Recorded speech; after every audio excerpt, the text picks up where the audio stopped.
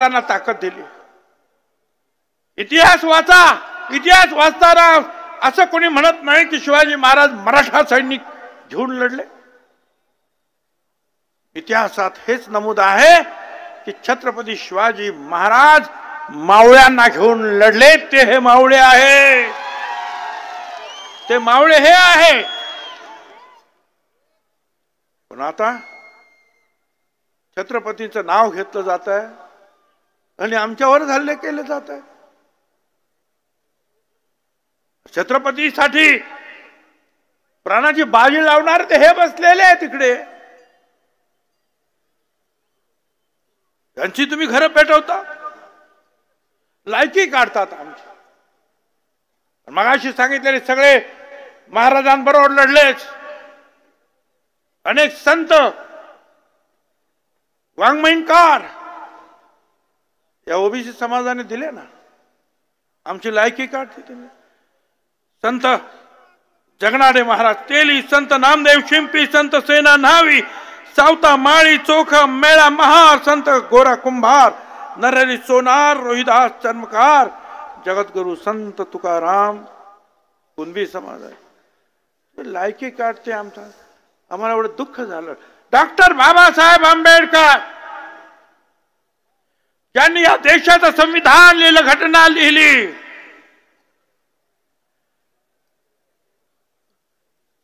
दलित समाजातील बाबासाहेबांचं तुम्ही चरित्र वाचा।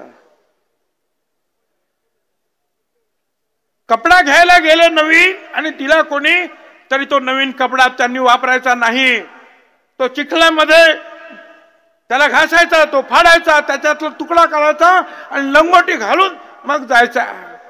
बाबासाहेब अशा परिस्थितीमध्ये लहानाचे मोठे झाले, शिकले।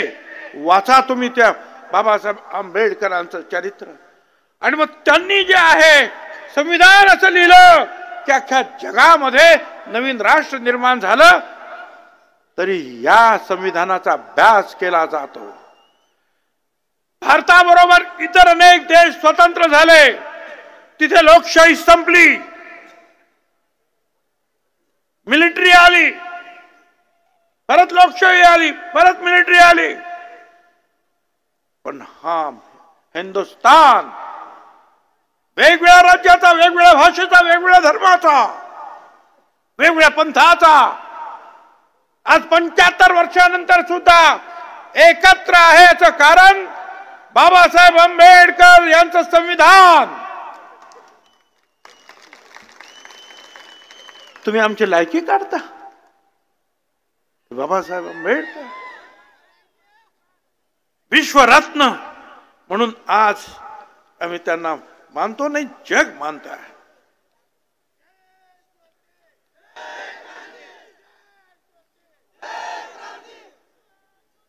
मगाशी सांगितल्याप्रमाणे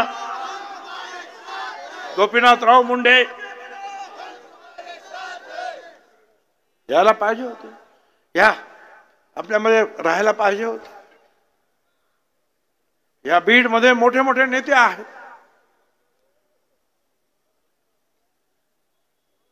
पण आज आम्ही सगळे छोटे छोटे लोक इकडे बसलेलो आहोत। कोणी काय कारण सांगतात, कोणी काय कारण सांगतात, त्या सगळ्यांना मला सांगायचं है। मुश्किलों के दौर में हर कोई, मुश्किलों के दौर में हर कोई बहाने की चद्दर ओढ़ लेता है।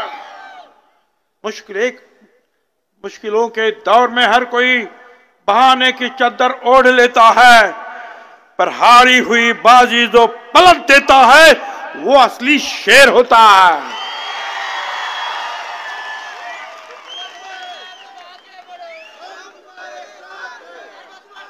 दोन शब्द आमच्यासाठी, समोरचे जे आहेत बलदंड आहेत, बोलवून बोलवून त्यांना सगळी मदत दिली जाते आहे, आर्थिक मदत दिली जाते आहे, गाड्यांची मदत दिली जाते आहे।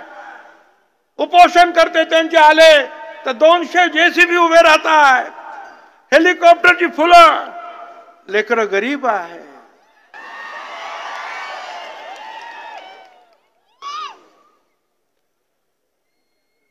मला तुम्हाला सगळ्यांना सांगायचं आहे, सगळ्यांना तुम्हाला लक्षात ठेवावं लागेल. सगळ्यांना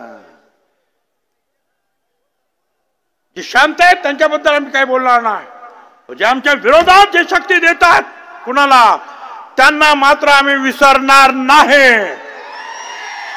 येणाऱ्या निवडणुकांमध्ये त्यांना त्यांची जागा आपल्याला दाखवून द्यावी लागेल. त्यांना त्यांची किंमत जी आहे, ही जे चाललंय त्याची किंमत त्यांना मोजावीच लागेल. मला त्या सगळ्यांना सांगायचं आहे, महाराष्ट्रातल्या सगळ्या नेत्यांना, सगळ्या पक्षाला, तुम्ही असं समजू नका तेच सगळे काय आम्ही कोणी नाहीत. आता उपोषण करते सांगतात 3 कोटी मराठा समाजांना मुंबईत घेऊन जाणार. 3 कोटी. अरे 54% तो ओबीसी, 20% दलित आदिवासी, 3% तर ब्राह्मण खरे, आणखी 1-2% काही जैन असतील, अमुक असतील, तमुक असतील. 12 कोटी आपण धरूया. 12 कोटीमध्ये 16-17%, त्याच्यामध्ये आणखी 7-8% तर कुणबी आहे. मग राहिले किती? 10%, 9%, तेवढे पण ना. आणि मग हिशोब करा किती लोक आहेत. आणि हे सगळे काम धंदा सोडणार,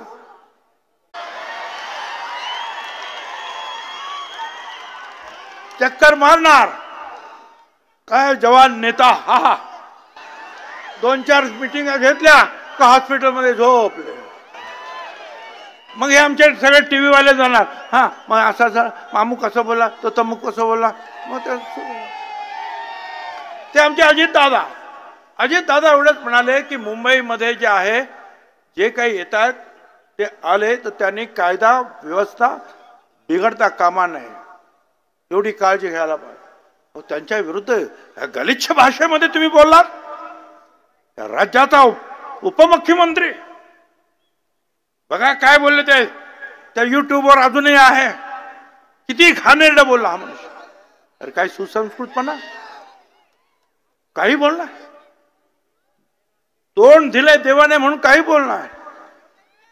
एवढी मस्ती कुठून आली रे बाबा तुला.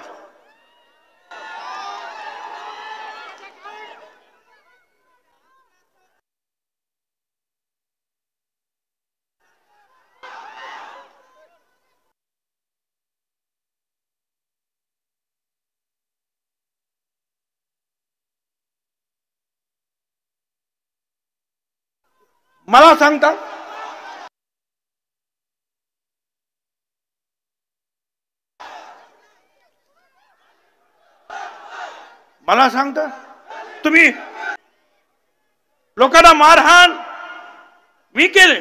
आज सुद्धा अजूनही जे आहे मारहाण चालू आहे. या इथे माझ्याकडे अनेक लोकांच्या तक्रारी आहेत, कंप्लेंट आहे. हा एक कोणतरी अशोक इंगळे, त्याने काहीतरी एक पोस्ट केली होती, झालं त्याला एवढी